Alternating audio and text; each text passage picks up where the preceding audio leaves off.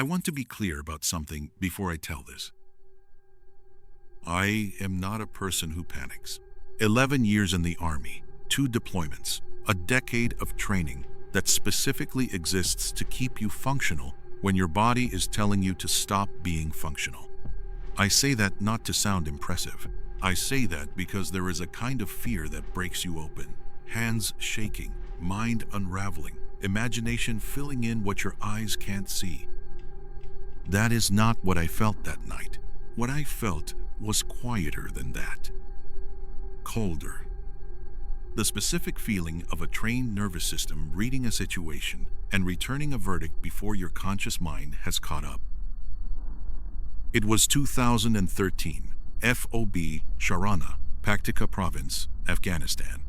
I was 2 weeks from the end of my second deployment and had been assigned to a small, detached post, basically a hardened room attached to an observation tower on the far end of the base perimeter. The post was used for overnight signals monitoring. 1 person, 1 shift, 8 hours alone. The work was mostly passive equipment running, you logging anything that came through, and a radio check every hour. Quiet work, the kind that makes the hours stretch. The post had 1 entry point, a heavy metal door at the base of the tower that is padlocked from the inside once you are in for the shift, a standard procedure. You locked yourself in and you unlocked yourself out at shift change. Simple. The first 3 hours were ordinary. I ran my checks, logged a couple of signals, and finished my coffee. By 0200, the base had gone through one of those late-night intervals where the ambient noise drops off, generators cycling, vehicles stopped, everything becomes distant and quiet. That's when I heard footsteps on the exterior stairs.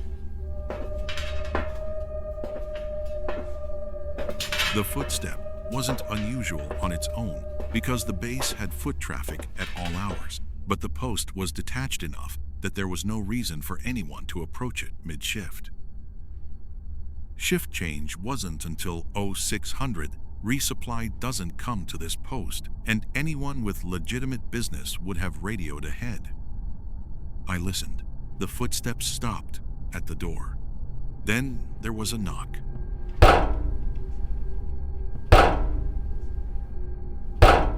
Three knocks, evenly spaced and unhurried. I didn't answer. I moved to the radio and kept my hand on it without keying it, just listening. There was a long silence after the knock. Maybe 90 seconds, and then the knocking came again.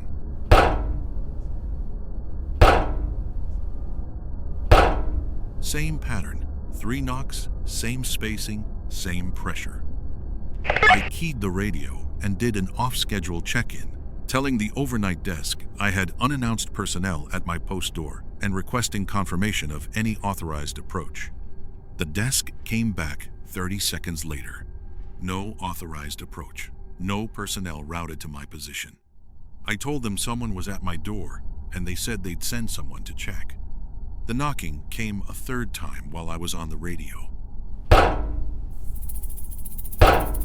I was looking directly at the door when it happened, so I decided to get closer to the door.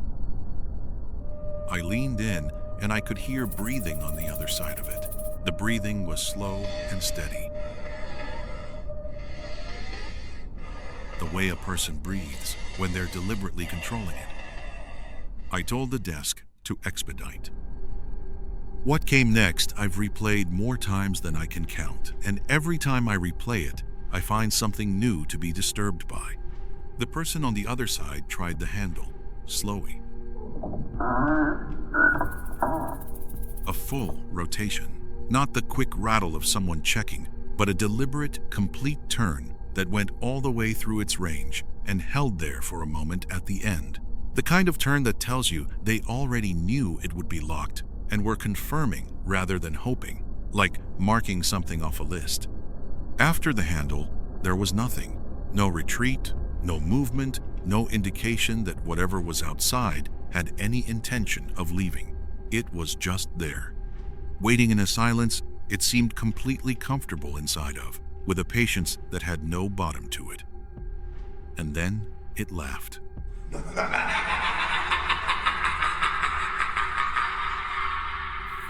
Laughed in a way that I have never successfully described to another person and stopped trying to. I want to be careful about how I say that because the word laugh carries associations I don't want you to bring to this. It wasn't the laugh of a person finding something funny.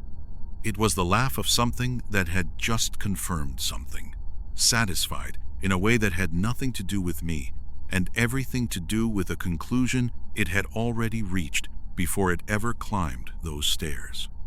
It lasted 7 seconds. I know because I counted. I needed to know when it was going to end, and counting was the only thing I could think to do.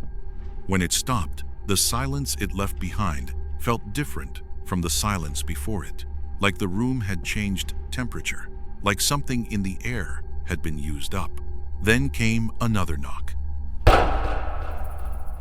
This time, it was 1, not 3, 1, placed at the center of the door, with a precision I felt in my sternum, like a period at the end of a sentence. Then the footsteps went back down the stairs and were gone. The QRF swept the area 4 minutes later. Nothing, no personnel unaccounted for, only footprints. Going up, the prints were deep, clear in the dust, and evenly spaced. Coming down, there was nothing. No disturbance in the dust, no sign of departure. Like whatever climbed those stairs simply ceased to exist at the top of them. I included everything in my statement: the 3 knocks, the breathing, the handle, the laugh, the single knock, the footprints. I sat across from the investigating officer, and I told it in the same order it happened, and I watched his face while I did. He didn't look skeptical. He didn't look like a man hearing something he couldn't account for. He looked like a man hearing something he was writing down, because he had written it down before. When I finished, he was quiet for a moment. Then he asked me one question. He asked which post I'd been assigned to. I told him. He wrote that down too. Then he said, without looking up from the paper, that this wasn't the first report from that post. That 8 months prior, a different soldier on the same shift had reported an identical sequence. 3 knocks, the handle, a sound he couldn't describe, 1 final knock, footprints going up, with none coming back down. I asked what had come of that report. He said the same thing that would come of mine: logged, assessed, filed. I asked if they changed the posting rotation after the first report, or maybe altered the shift. He looked at me for the first time since I'd started talking. He said no. I've thought about that answer for 12 years. Not the thing at the door, the answer. The deliberate, considered decision to keep sending men out to that post alone in the dark after they already knew what was out there waiting at the bottom of those stairs.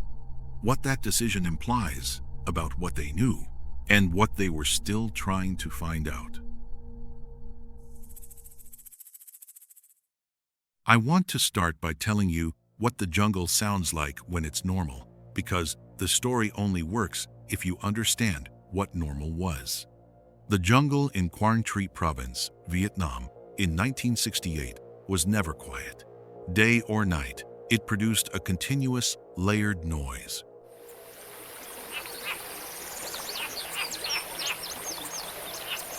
Insects, birds, water, moving somewhere you couldn't see. You stopped hearing it after the first week, the way you stop hearing an air conditioner. It became the baseline. It became the sound of nothing being wrong. Quang Tri Province in 1968 was the kind of place that had already seen enough death to fill several wars. It bordered the DMZ. It had been contested ground for years. If any jungle in that country had earned the right to contain something the rest of the world didn't know about, it was that one. You learned very quickly that the absence of that sound was the thing to be worried about. When the jungle went quiet, it meant something had moved through it, that the jungle itself had decided to go still for. Every man in our company knew that. It was the first real piece of field knowledge you absorbed, before tactics, before anything else. Noise means safe. Silence means stop. What nobody told me, what nobody had apparently needed to tell anyone before, was that there was something worse than silence. We were 4 days into a reconnaissance patrol, 6 men, moving through dense secondary growth about 12 kilometers from the nearest firebase. The kind of terrain that closed behind you as you moved through it, that swallowed the path you'd made within minutes. The kind of place that reminded you, constantly and without sentiment, that you did not belong there and were only being permitted to pass. We made camp and set up our canopy in a shallow depression near a stream, standard perimeter, 2 men on watch at a time, in 2-hour rotations. I had the 0-100 watch with a man named Ehlers. Quiet guy, solid, the kind of person you wanted beside you, because he didn't perform calmness, he just had it. We were 40 minutes into the watch when the jungle went quiet. Not gradually, it went quiet all at once. The insects, the birds, the ambient movement in the canopy, all gone. The silence dropped over everything like a physical thing, and Ehlers and I both went still at exactly the same moment without communicating. You didn't need to communicate it. Your body just do it for you. We held the silence for 2 minutes. Nothing moved, nothing came. And then the sound started.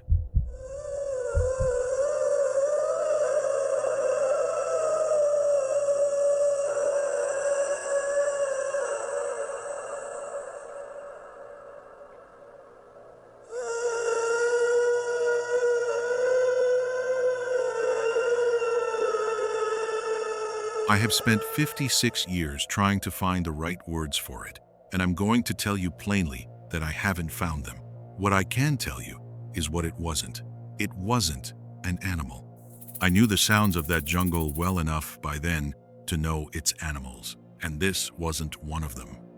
It wasn't the wind, because the canopy above us was completely still. It wasn't any piece of equipment or machinery producing a sound that had carried and distorted across the distance. It was a voice, human or human adjacent, a low, tuneless sound, rising and falling in a pattern that had no melody but had rhythm, deliberate rhythm. The sound of something that knew what it was doing, and it was coming from directly above us.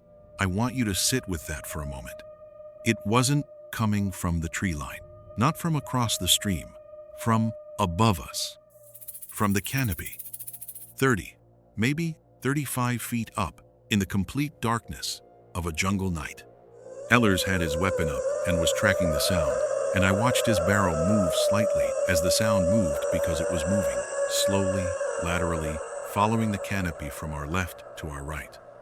Not descending, not changing elevation, just moving through the treetops with a patience that belonged to something that understood the darkness in a way we did not. It passed directly overhead, and I looked up into nothing. No shape, no movement in the branches, no disturbance, just the sound above me, close enough that I felt the wrongness of it in my back teeth. I could hear the specific quality of men pretending to be asleep while being completely awake. The held stillness of it, the controlled breathing. Nobody moved. Nobody spoke. We had all made the same collective decision without a word passing between us. The sound continued for what I clocked at around 4 minutes. Then it began to move away, back the way it had come, still in the canopy, still at the same unhurried pace, getting quieter by degrees. Then gone. The jungle came back immediately. Insects, birds, the whole layered texture of it, resuming like a switch thrown, like whatever had silenced it had given permission for it to begin again. Nobody slept for the rest of that night. Nobody spoke about it until we were 2 kilometers from the firebase on the last day of the patrol, and even then it was brief. Ehlers said it first. He said he didn't know what it was and didn't want to speculate, and that was the last time he planned to discuss it. The other men agreed with their silence. I put it in my patrol report. I described the sound as unidentified, possible local wildlife, no threat contact. My sergeant read it, looked at me for a moment, and signed off on it without comment. I've told this story maybe 4 times in my life. Each time I land in the same place. The sound had a pattern, too consistent to be random, too deliberate to be instinct. Something up there had chosen to make that sound the way it made that sound, and I have never been able to put that fact somewhere it doesn't bother me. What keeps me up sometimes, even now, is not just the sound itself.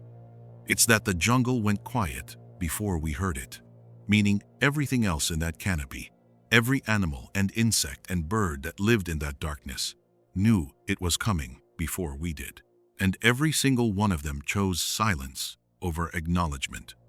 Like they'd learned, through whatever process things learn, that the right response to that sound was to say nothing, but to simply wait for it to pass.